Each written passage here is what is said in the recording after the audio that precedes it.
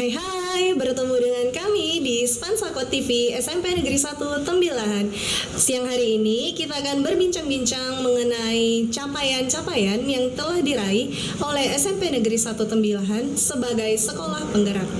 Narasumber kita yang telah hadir pada siang hari ini adalah Bapak Deswanto SPD MPD selaku Kepala Sekolah SMP Negeri 1 Tembilahan. Selamat siang Bapak, apa kabar Bapak siang hari ini? Selamat siang, baik. Terima kasih Bapak sudah meluangkan waktunya di studio Spansako TV ini. Siang hari ini kita akan berbincang-bincang tentang capaian yang telah diraih SMP Negeri 1 Tembilahan sebagai sekolah penggerak. Pertama-tama, supaya teman-teman di luaran sana tahu apa itu sekolah penggerak, saya akan bertanya dulu Pak, apa sih sebenarnya sekolah penggerak itu Pak? Ya, sekolah penggerak ini sebuah program yang diluncurkan oleh Kementerian Pendidikan dan Kebudayaan Ristek, bahwa di dalam program sekolah penggerak ini diharapkan nantinya siswa yang berprofil pelajar Pancasila, yang bernalar kritis, yang mempunyai jiwa gotong royong, kemudian bisa bekerja sama, ya. Itulah beberapa profil pelajar Pancasila yang diharapkan dengan adanya sekolah penggerak ini. Dan diharapkan juga dengan adanya sekolah penggerak ini akan ada pembelajaran paradigma baru di sekolah. Ya. Paradigma baru itu yang seperti apa sih Pak? Ya, pembelajaran dengan paradigma baru itu adalah pembelajaran yang berpihak kepada murid, ya. Pembelajaran yang berdiferensiasi, artinya memang benar siswa itu dilayani sesuai dengan kebutuhan belajarnya, sesuai dengan minat bakatnya. Jadi diawali dengan tes, ya. Jadi sebelum pembelajaran dimulai atau sebelum semester dimulai itu diawali dengan tes, namanya tes diagnostik untuk memetakan bagaimana kebutuhan belajar siswa, bagaimana lingkungan belajarnya, bagaimana profil belajarnya. Nah, setelah itu dipetakan, hasilnya akan dapat menjawab bagaimana sebenarnya kebutuhan atau bagaimana profil belajar siswa itu untuk mendapat penanganan oleh guru di dalam kelas.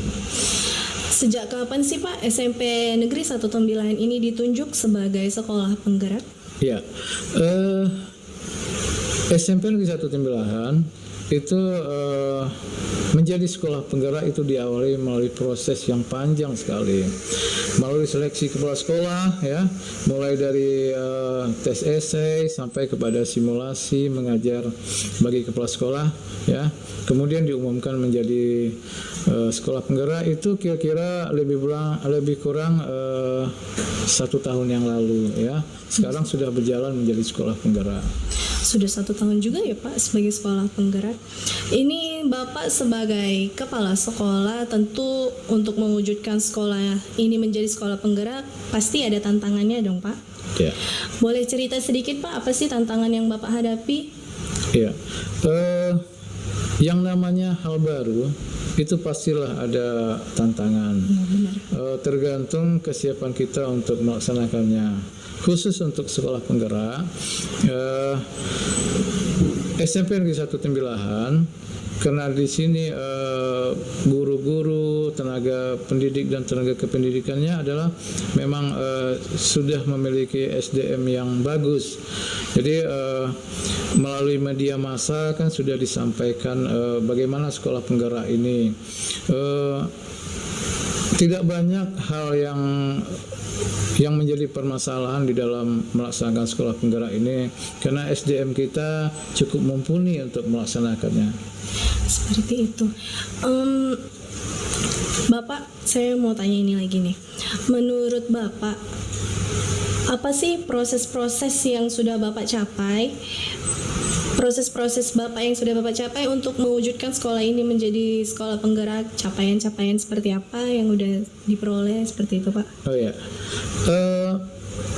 sangat terasa sekali ketika sekolah ini menjadi sekolah penggerak. Saya ingin bercerita, pertama mengenai pembelajaran, ya. sangat terasa perbedaan antara ketika kita menggunakan kurikulum yang lama, kurikulum K13 dengan yang sekarang. Anak-anak sangat menyenangi, ya, sangat menyenangi pembelajaran. Mereka sudah diberi kesempatan untuk belajar sesuai dengan keinginannya, sesuai dengan bakat minatnya. Kita tidak ada lagi menyamakan tugas, menyamakan tagihan-tagihan terhadap anak. Semuanya dilaksanakan sesuai dengan karakter anak, ya. Di samping itu juga pembelajaran kita kan ada yang intrakurikuler, kemudian ada kokurikuler, ya. Kokurikuler ini kita melaksanakan dengan proyek, ya. Jadi ada 3 proyek yang kita laksanakan dalam 1 tahun ini. Alhamdulillah pada semester 1 kita sudah dapat melaksanakan 1 proyek, itu pelaksanaan bonsai kelapa, ya. Bonsai kelapa. Alhamdulillah 2 minggu yang lalu kita sudah melaksanakan gelar karya, yang mana pada kegiatan gelar karya itu kita menampilkan karya-karya terbaik anak hasil daripada proyek itu sendiri. Kita mendapat mendapat support, ya, dari wali murid, dari masyarakat di dalam melaksanakan proyek ini. Kita memang memberdayakan masyarakat, ya, karena negeri kita atau daerah kita ini kan kaya dengan hasanah kelapanya, ya, dengan kelapanya. Jadi kita mengambil temanya bonsai kelapa. Alhamdulillah kegiatan ini berjalan dengan baik dan hasilnya dapat kita lihat sudah ada bonsai-bonsai kelapa yang sudah jadi, gitu. Kemudian di kegiatan ekstrakurikulernya juga seperti itu. Kita memberikan kesempatan anak untuk memilih ekstrakurikuler itu kegiatannya sesuai bakat minatnya. Alhamdulillah ini juga sudah berjalan dengan baik, ya. Kita tidak menyamakan anak, ya, tidak menyamakan anak untuk memilih kegiatan ekstrakurikuler yang diminatinya, tapi kita lebih daripada memerdekakan mereka untuk memilih, jadi sehingga hasilnya bagus, ya, sehingga hasilnya sangat memuaskan. Memang pilihannya itu sesuai dengan yang diinginkannya. Itu di bidang lain banyak juga kemajuan atau capaian-capaian kita. Digitalisasi sekolah, ya, kita sudah punya perpustakaan digital, ya, jadi anak bisa mengakses buku, tidak mesti harus ke dalam perpustakaan, bisa di luar perpustakaan pun bisa mengakses informasi-informasi yang mereka butuhkan untuk pembelajaran. Kemudian digitalisasi di dalam proses pembelajaran kita juga sudah melaksanakan dokumen-dokumen yang satu pintu, ya. Jadi kita membuat satu drive, semua data yang kita butuhkan di dalam pembelajaran kita kumpulkan dalam satu drive, yaitu drive kurikulum. Jadi kita sudah menggunakan itu.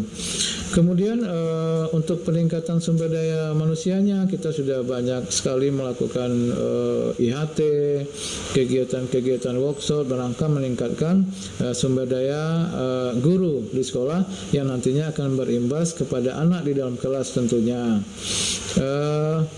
Kemudian untuk perencanaan berbasis data juga seperti itu. Kita sekarang melakukan sesuatu kegiatan itu semua berbasis data. Jadi tidak meraba-raba.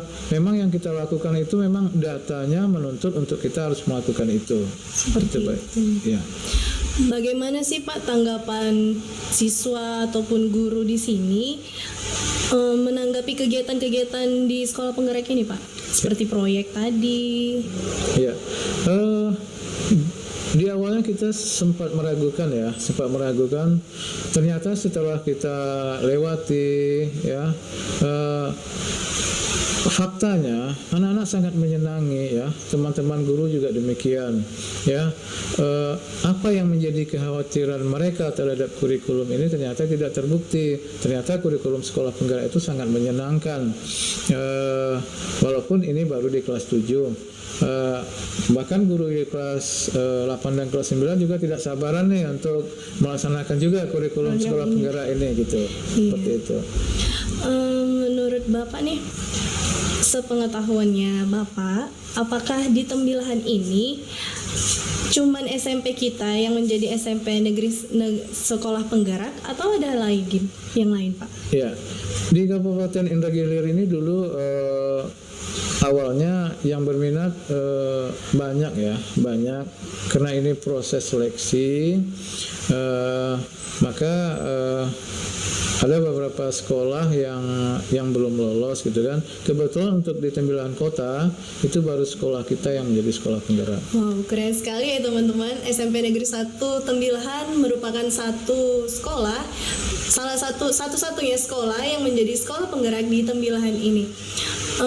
Kemudian Pak, menurut Bapak, apa sih harapan Bapak terhadap sekolah kita ini sebagai sekolah penggerak? Ya, tentunya sebagai pimpinan saya sangat mengharapkan kerjasama ya, kolaborasi yang baik antara guru, antara pimpinan dengan guru, juga termasuk tenaga kependidikan yang lainnya. Jadi bagaimanapun juga hebatnya suatu program, kalau itu tidak didukung oleh stakeholder yang ada di sekolah, itu tidak akan maksimal hasilnya. Jadi harapan saya ke depan, saya menghimbau kepada semua komponen yang ada di sekolah di SMP Negeri 1 Tembilahan untuk dapat bekerja sama dan sama-sama bekerja untuk mensukseskan program sekolah penggerak ini.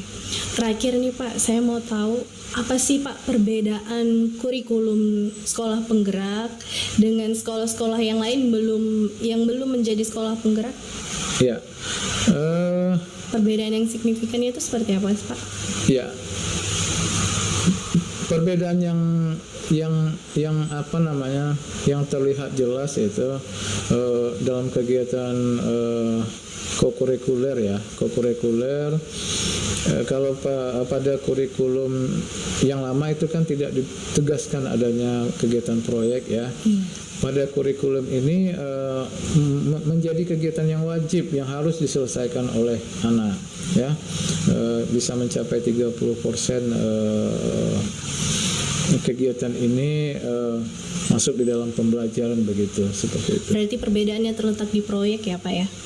Kurikulum ada mata pelajaran juga seperti informatika masuk pada kurikulum ini ya.